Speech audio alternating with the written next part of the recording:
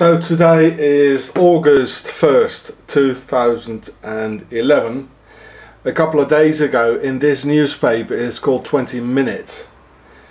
It was in the newspaper that a genetic analysis company, which is called iGenia in Zurich. They had the Swiss genetic pool run through their systems and compared it with the Pharaohs, and it came out that each second Swiss has a pharaonic genetics. So, you know, this is what I've been saying for a very long time. And in my film, The Pharaohs show, these people, they are not Europeans. They might look like Europeans, but they certainly don't behave like Europeans. And I already knew for a very long time that their skull form, the form of their skulls, is very pharaonic. It's called dolichocephalic, and there's a very high concentration of this in all over Switzerland. And for the rest of Europe, Central Europe, there's a brachycephalic skull form, which is more round, and the Swiss definitely have the long shaped headed pharaonic skulls. They do. And in every war they were not there, not in the First World War, not in the Second World War, which they financed through the banking system, not in the 30-year war from 1618 to 1648, which was the worst of all European wars. Whole towns disappeared off the face of the earth. And these Swiss mercenaries, which are still, you know, what's left of them, you know,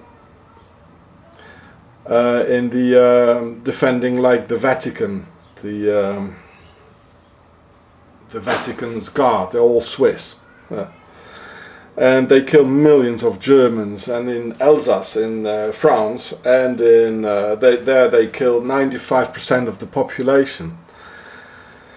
And in the south of Germany it was the same thing. So the Swiss Germans, they massively settled down in the south of Germany, where the Nazis started off their whole thing, you know, in Munich and in Nuremberg, and in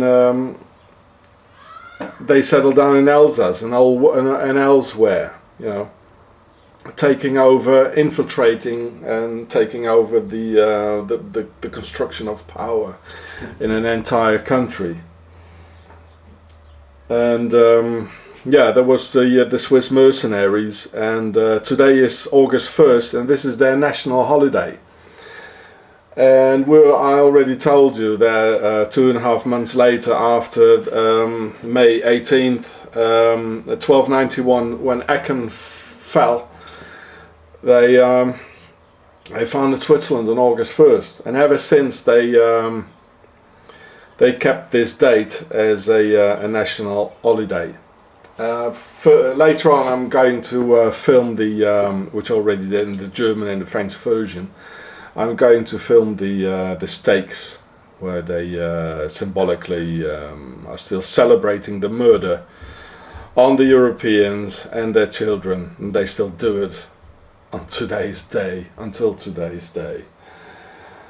Of course, it was also these Swiss Templars that murdered the Jewish population in Europe in the Holocaust, and yeah, because they had too many bank accounts, you know, on these the Swiss bankster Templar bankings, you know. Yeah. So, and of course the Swiss Templars and the Swiss mercenaries, they always had to come back when the harvest started, roughly the harvest started, and that was roughly around August 1st every year, and it lasted for about 2 months. And there weren't any tractors in these days or any mechanical equipment, so everybody had to help out, and everybody was a farmer in these days. So these Swiss mercenaries, they came back on horseback, and they stole a lot of horses in Germany and in France. Yeah, we all heard it. That's a national holiday, so that's fireworks, firecrackers. We're going to see some more of it later on. It's like Le 14 Juillet in France, or July 4th in America. Well, they got August 1st, and which is based on an entirely different, well, maybe not even.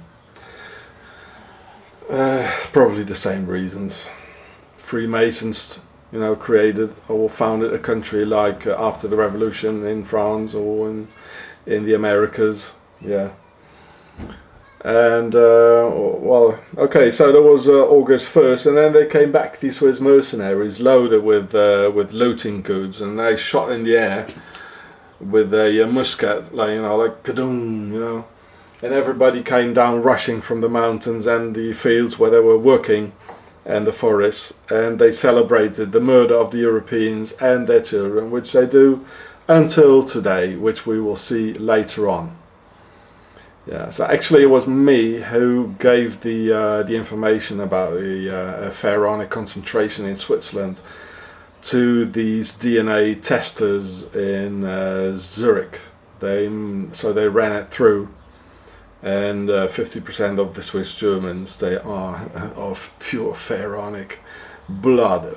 That explains it. They're sucking out the US economy, and they're sucking out the German economy, and they are the reason for the economic collapse in Greece and in Spain, because they're attracting very rich people all over the world, from all over the world, who are not going to, with big factories and all that, and they're not going to pay any more taxes in their own countries.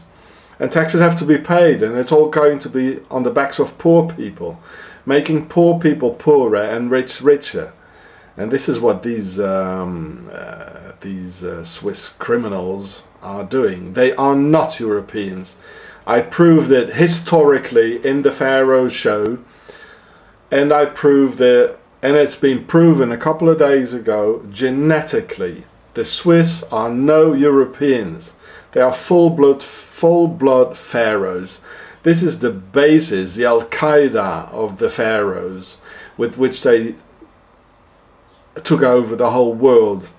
And well, the Templars founded Switzerland, which I proved historically, and out of the Templars came the Freemasons, and the Templars were the first banks in Europe, and of course they with the Templars' treasure, the Swiss banks were founded. Yeah. So, and which we're going to see later on when they're going to burn the stakes, where they are also symbolically celebrating the murdering of the good women of Europe, who didn't want to collaborate against their men and stab them in their backs by collaborating with the witches of Isis, the sisters of Isis. So it was the witches who burned the good women, and this is what they still celebrate here, which I'm going to show later on. At 9:30 this evening they're going to do it. We're going then and film a little bit earlier. And actually it was also a Swiss idea about burning the women in all over Europe, which the Swiss mercenaries did. And it was a Swiss idea. There were two Swiss, one was called Heinrich Kramer, and the other one was called Jacobe Sprenger. And they wrote the witch's hammer, in Latin the Malleus Maleficarum. And there was the handbook, how to torture women, how to burn them at the stakes, how to tie them up, and the rest. This country is evil. I mean, we should send the SAS and the SEALs and the Rangers and the Marines, we should send them here instead of Libya. Another thing, maybe you saw my contribution, like at the Bilderberg conference. And what does the name Bilderberg mean? Apparently, it's from a hotel in Holland. So there's a country where there are no bergs, which means mountains in the Germanic languages, like German. So the name Berg is not. It can't be Dutch because it's all flat. It's all flattened out like a fucking pancake. It is, the whole country. It's beneath the sea level, actually, half of it. And so then the name Bilder. The name Bilder is German, and it means a photograph or a painting. So what is this Bilderberger? So it means mountains of paintings or mountains of photographs. In Auschwitz, I talked to a former SS in Alsace, and he told me he was, that was in 2003, the bloke was 84 years, and he got severely wounded on the East Front fighting the Russians, and so he couldn't fight anymore. He had grenade splitters all over his body and all things like that. So they put him in Auschwitz doing guard, like with the SS. He was already a member of the SS, actually. He told me actually that he knew that his ancestors came 350 years ago from Switzerland, and actually in this part of France they speak like Swiss German as in Switzerland they do. You know, the first language is Swiss German and not even French. The Alsatians, they don't like the French and they don't like the German either because they're bloody Swiss. And this bloke told me that they had the guys who had to sort out all the materials we were left over of all the people they murdered. Like they had mountains of glasses. They had mountains of hair, they had mountains of teeth, and they had mountains of shoes, you know. And the guys and then they also had mountains of photographs of all the lives taken away, as a memory of what was left of Europe. So mountains of pictures, and this, if you translate this in German, you get the name Bilderberger.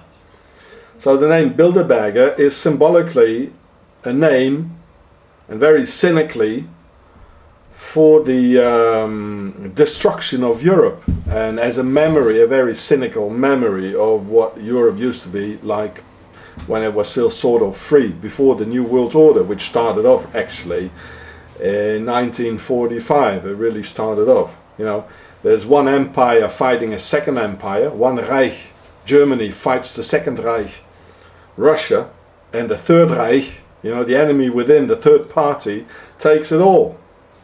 The land, the power, the cattle, and this is how they do it. It's quite simple, actually. And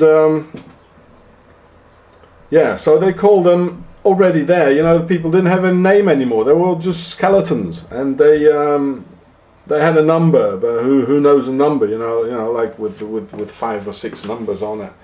Who knows the number or more? So they called them. Well, they gave them a name very cynically. They said, well, these guys were sorting out all these mountains and putting all the gear of all these dead people. You know, mountains of glasses and mountains of hair and mountains of shoes. We call them the picture mountains, the Bilderberger. Bilder, picture, and Berg is a mountain. And this Prince Bernhard, who was a Tsar, you know, a pharaonic king. He was he came from the German nobility, and as we know, the Queen of Holland, his daughter, attends every Bilderberg conference, and she was there at the St. Moritz conference as well. You know, the apple doesn't fall far away from the tree, you see. So